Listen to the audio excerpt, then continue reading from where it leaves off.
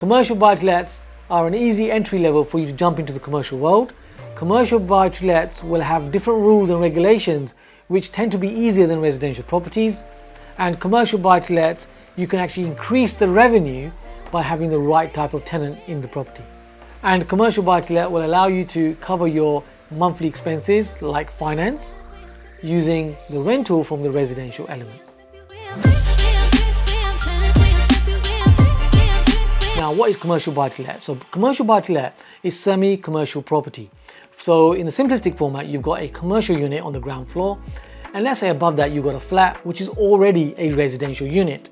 So there is no conversion required for the residential unit, and this is key because in smaller towns, one of the biggest mistakes that many investors make is they will start to convert commercial properties only to find that once they've converted them, the amount of money that was spent doesn't actually justify the value of the property at the end, the GDV, the gross development value. Because in a smaller town, the value of that property might be too low. So it didn't make sense in the first place. Now there are even more advantages of commercial buy-to-lets, like title splitting. So you can split a property where you got a commercial and residential element, and you could get finance on the residential element, which means your residential finance is going to be typically lower than the commercial element. So you can save yourself a large amount of revenue on a monthly basis where your mortgage payments are much less. Now the property is a semi-commercial. Because it's semi-commercial, it's classed as a commercial element, and the stamp duty land tax will be on the commercial element, which is much lower than the residential.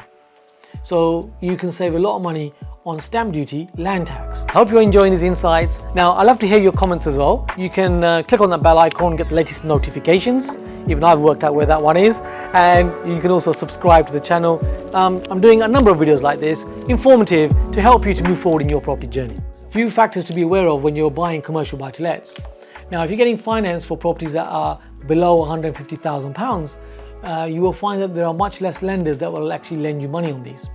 Also with commercial buy-to-lets, keep in mind when you're buying in, let's say, smaller areas, smaller towns, then you really got to vet your clientele who's actually going to be leasing that property. Because remember, someone's actually got to rent that property, it's got to be leased. The residential tends to be much easier to rent. With the commercial element, it can take you 3 to 6 months to actually rent that property. And if it's not in the right location, then you will struggle to rent it. So really important that you're aware of the right gold mine areas, the right type of tenant for commercial buy-to-lets. Commercial buy-to-lets are an easy entry level for you to jump into the commercial world. Commercial buy-to-lets will have different rules and regulations which tend to be easier than residential properties. And commercial buy-to-lets, you can actually increase the revenue by having the right type of tenant in the property.